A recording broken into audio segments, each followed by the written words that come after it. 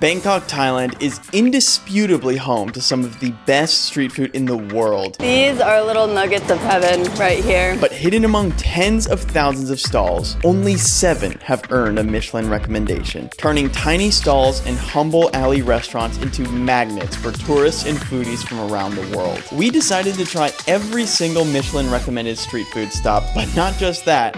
We're on a mission to do it all in a single day. Let's see if these coveted spots live up to their reputation. Sawadee krab and good morning. The markets here in Bangkok wake up well before I do, even before the sun is up. And by 7:30, when we arrive at the street market at Siloam, locals and tourists alike crowd the street, purchasing produce and breakfast at the many stalls down the alley. Sawadee ka, good morning. We have a very important mission today to try every single Michelin recommended street food here in Bangkok. It's gonna be tough. We only have 24 hours to do it, but I could not be more excited. First things first though, we needed to come to our local market here in Siloam to get one of my favorite morning treats before we make our way over to the first spot. So let's go. One stall in particular has caught our eye, and our noses too.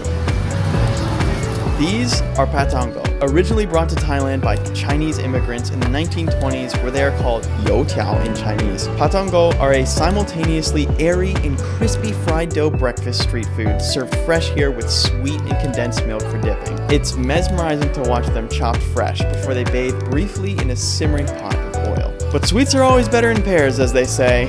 Or maybe we're just sweet dudes. The next stall over is serving Thai milk tea, or chai. A quick lesson in Thai.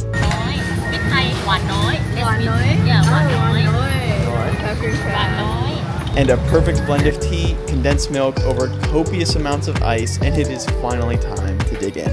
I know we're gonna do a lot of eating today, but we just couldn't say no to our favorite street vendors here at our market.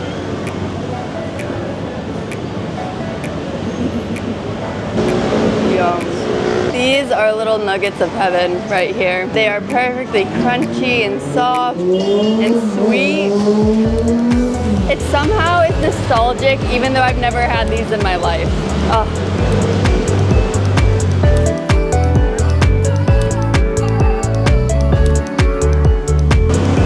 Wow. It's like the freshest, softest, glazed donut ever. So good. In such an amazing way to start out the food day here.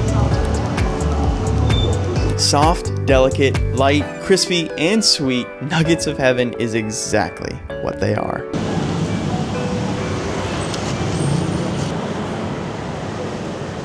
It's refreshing, it's milky, it's a fun color. I mean, what is there not to like about a Thai milk tea? Amazing. Upper lip glistening in the morning sun and heat, we made our way down the lively street to our next stop of the day. What's amazing about Bangkok is that food is to be enjoyed everywhere.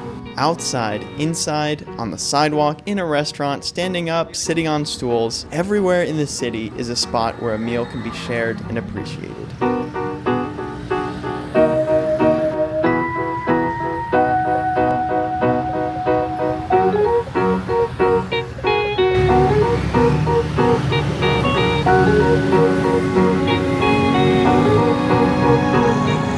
Nestled down an alley not far from the street market lies Charoen Sang Silom, an establishment with 70 years of history and accolades decorating the walls, both local and global. This restaurant specializes in Thai pork knuckle rice, or khao kamu. The pork tenderizes and marinates in large steel pots from where it is then generously coated in broth before being served.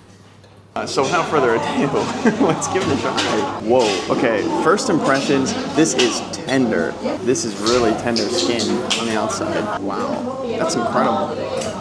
I think what I'm first going to do is just get a little bit of meat, a little bit of broth, and then mix it with a touch of rice. And see what kind of magic happens here.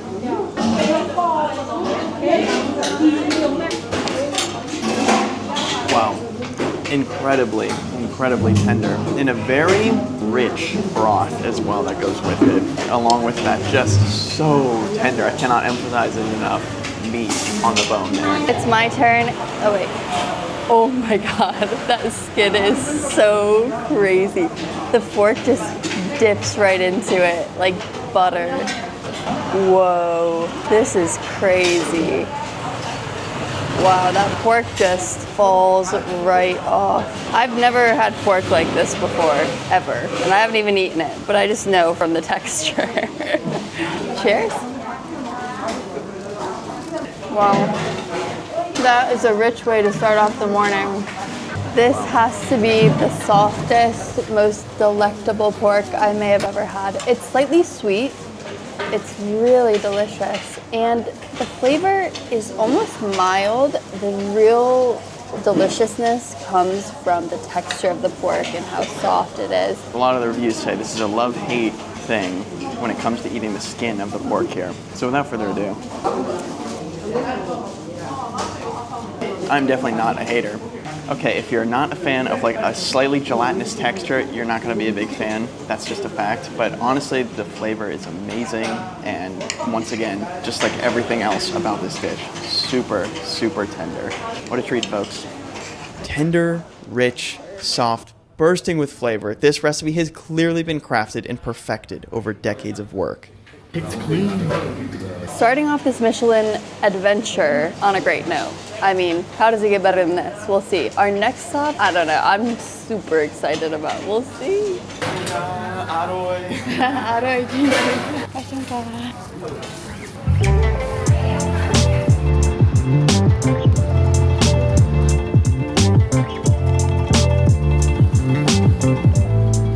A brief trip by bus, foot, and train later, we arrive at a simultaneously famous and infamous spot in Bangkok, Ran J5. We settled into our already well-formed line where return customers have learned to come prepared. Being newcomers to both the restaurant and the heat, Molly went across the street to grab a water for us to enjoy and pass the time.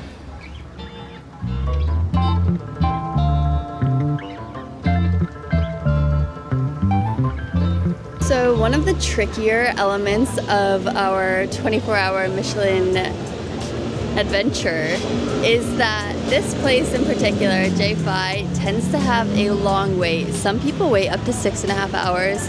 Luckily for us today, I do not think that's the case. We'll see how long it takes. Luckily, only about 30 minutes later, we were into the restaurant and seated. I'll leave Molly to explain the reasons as to why this location has mixed ratings among the many that wait at its doors. We are officially in here at J5, and while standing in line, you actually order. We ordered one thing and one thing only, and that is the famous crab omelet. And this thing looks chock full of crab meat. Ethan and I both love crab, so I'm super excited. This place is a little controversial. It's definitely expensive as far as food here in Thailand goes. So I'm really curious to see if it lives up to the hype. There are people that really either love it or hate it. So let's see which camp we fall into.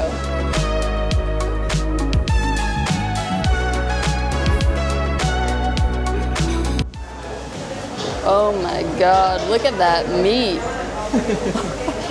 This thing is crazy. Oh my God.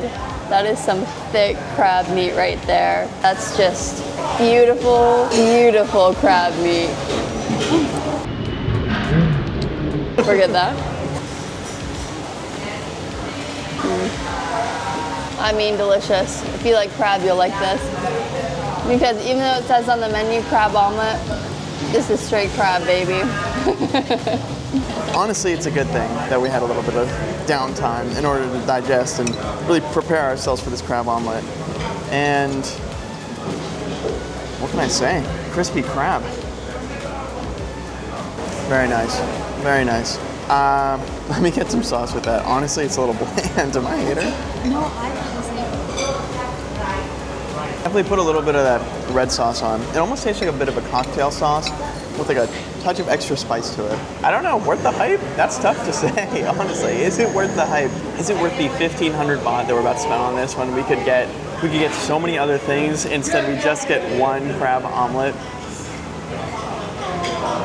Dare I say no, it's not worth it. But I do want to say, while we're here, that super respect to J5, who is the chef and owner, the founder, if you will, of this restaurant. And she's in here 7 days a week, cooking from 9 a.m. to into the evening. those dishes that are served here, and that's pretty incredible and a great commitment. Ethan and I love food, and we're so happy to spend money on quality food, so this was an awesome experience to get to try. But what I will say is, especially with the Michelin star, you're expecting something that surprises your taste buds, a unique new experience that you could only have at this one place. And I just have to say that I think that this felt a little bit short for me. The crab meat is delicious, but it's quite simple and not super flavorful. This may have just fallen a bit flat for the two of us, but I don't want to be a hater. She does amazing work, and we've had a great time, and who could say no to a big pile of crab meat, am I right? That's just the thing, isn't it? No one asked to be bombarded by customers expecting greatness after a humble beginning and a dedication to one's craft. Alas, we set off to try one of the most well-recognized and iconic dishes in all of Bangkok, mango sticky rice. K-Ponic has a simple system that has been perfected over decades. Anyone noticing a pattern here? Simply order and then make your way across the street for the goods to arrive. And by goods, I mean greats. Just look at that mango sticky rice. That was an interesting second stop we had there, but I am more than excited for this sticky rice. This recipe for mango sticky rice has been passed down for over 80 years. We're at K-Ponic, and they also sell some scrumptious mango smoothies. It's so thick, I can't even stir. What I've heard people love about this place especially is how perfect the mangoes are. Even out of season, everyone says they are just the perfect, sweetest, stickiest, perfect mangoes ever. So let's try it. Wow, that rice is so thick and sticky for sure. You can see, look at that. Okay, that mango just, I just put my fork in and it perfectly came off. Cheers.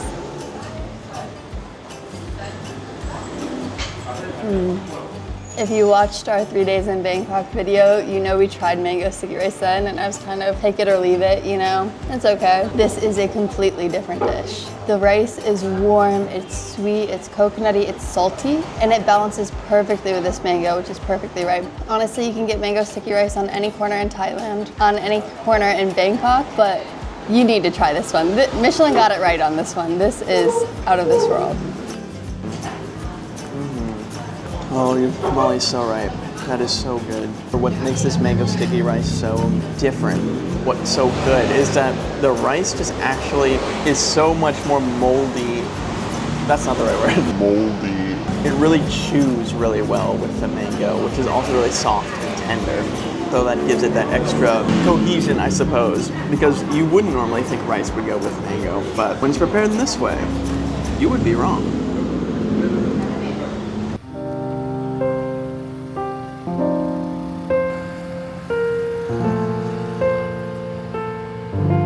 Little did we know that tragedy was soon to befall our Michelin to Michelin eat our way across Bangkok.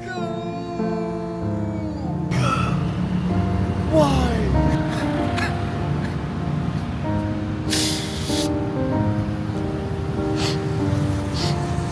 Okay, how'd I do?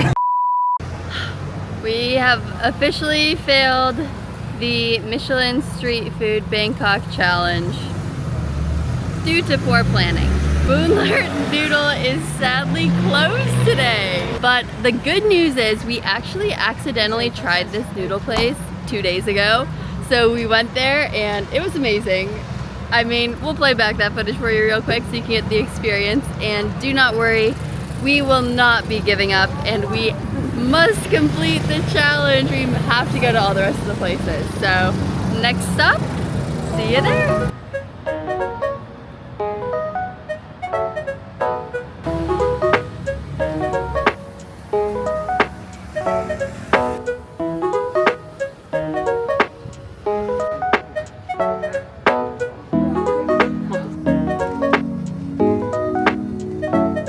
Indeed, when eating food like this, any shortcoming is easily remedied by moving towards the next great option.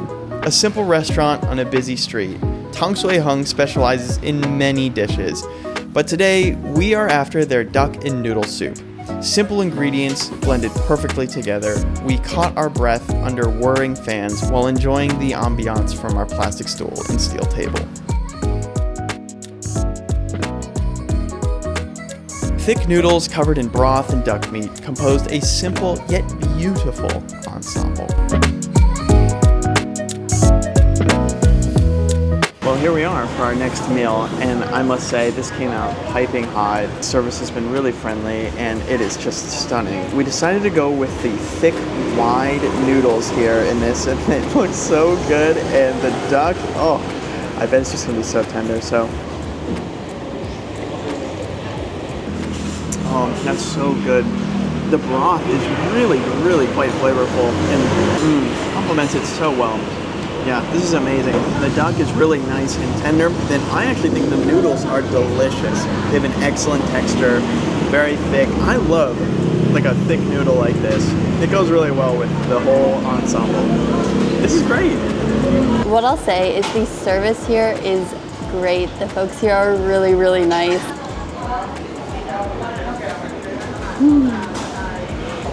That is a spectacular bite. Wow. I mean, the noodle is slippery and soft and carries the scrumptious, savory broth along with it perfectly. And then the bite of the duck, I mean, I said this last time at the mango place, but this might be my favorite bite of the day.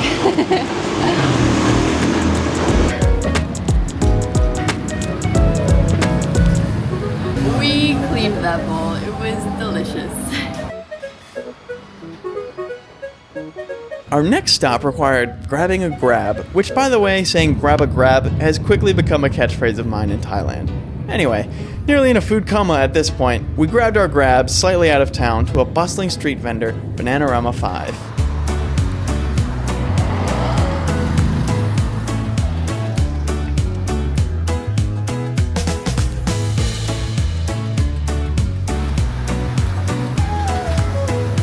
Fried snacks of all varieties coated the table, but I bet you can guess what we were after here. Okay, small fried banana, small sweet potato.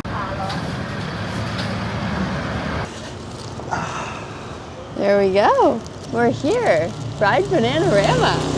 We just had the most lovely taxi ride over here. We got a grab. It was air conditioned. The seats were like leaning back. I got a nice nap in. All this eating, you know, got to rest. We are here at Fried Bananarama, the 5th Fried Bananarama 5. I don't know how you say it. We got the classic fried banana and some taro balls. I think I'm just in a constant state of fullness today, but that's okay.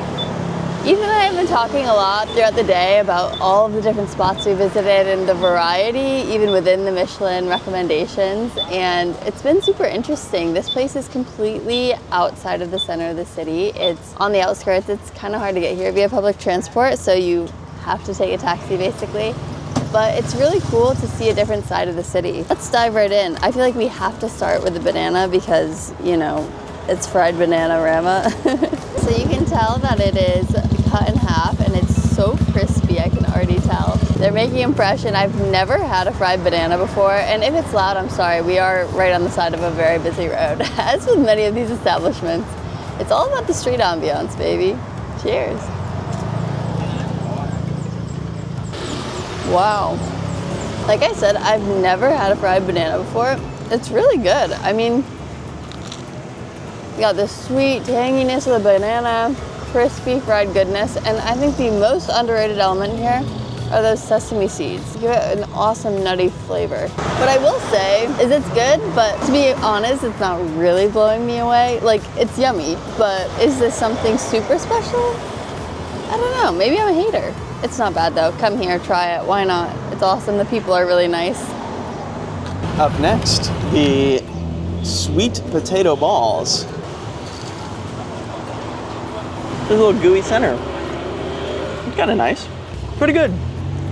If you like sweet potatoes. But honestly, how fun. Look at that. It's a little kitty toy. Now, you know what this would be great for? Like a good sporting event snack, you know? Get you some sweet potato balls. I think what was beautiful about this stop was that it had a little for everyone and of everyone. Nice cars, old motorbikes. Everyone was pulling up to grab fried snacks and goodies to take home from Bananarama. And as we were nearly bursting with food, it was nice to sit back in our watermelon in the shade and watch the stream of people grab their goodies. But for us, with our goodies having been grabbed, we grabbed a grab back for a brief siesta and digestion. It has been a crazy day of eats in this Michelin star adventure. And before we wrap it up, we have one final stop to go.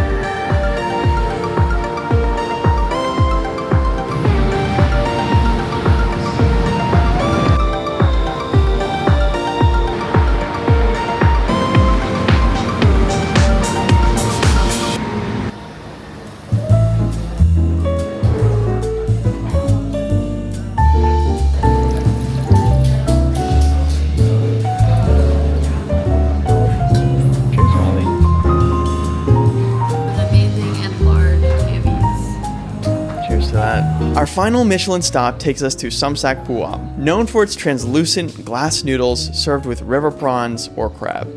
We opted for the prawns and immediately did not regret it. Tucked into bed beneath a blanket of glass noodles, the fresh prawns were steaming and had our tummies rumbling anew. I mean, this is gorgeous presentation. This place is very well known for their glass noodles with prawns or crab, and we decided to go prawns tonight because we're a little crabbed out. I mean, what a presentation for it to come out steaming, and let's get into it.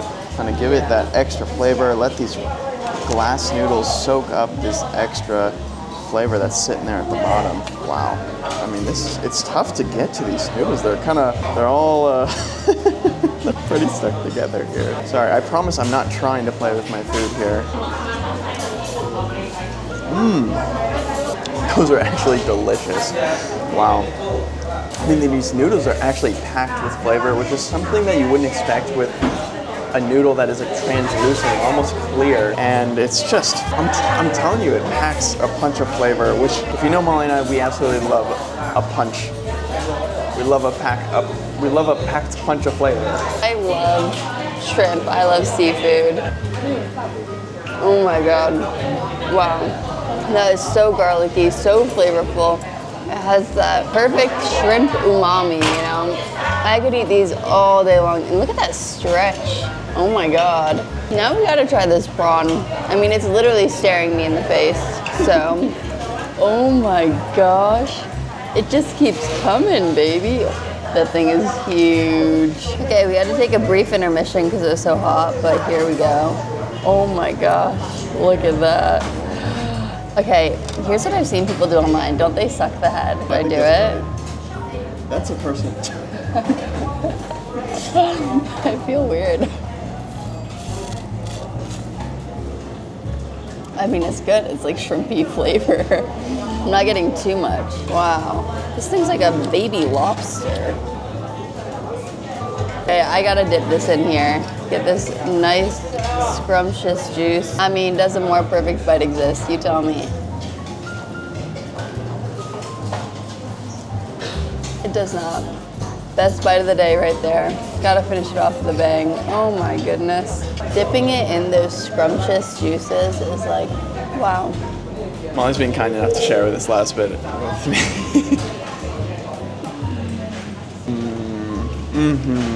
That's such a treat. Best bite of the day, do you think? Could it be?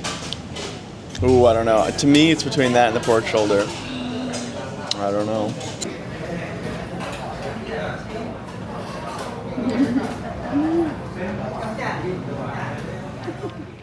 So the takeaways. The Michelin rating is huge and can ultimately change the trajectory of many of the businesses that the anonymous raters choose to recommend. What makes the list special is the amount of variety that is included, which leads to no stone being left unturned for the foodie that ventures around the world in search of new flavors. It also, however, can create controversy and question how high prices, subpar service, and much to be desired flavors made the list. It's difficult, subjective. We had so much good food during our 2 weeks in Bangkok, and the truth is, a place doesn't need to have a Michelin star to have a delicious and affordable meal in this huge metropolis. And not only that, but sometimes having a Michelin rec can detract from the food and experience itself. But importantly, we were lucky to experience this tiny piece of Thai culture that is at least as rich as the pork knuckle from the morning. Thanks so much for watching. Love always, Emily.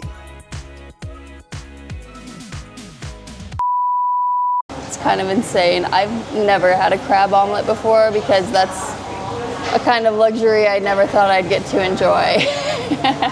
No! Fall to your knees. That was awesome. That was good. You gotta fall to your knees too. God, I gotta get back in the zone. Why? Can you produce a tear?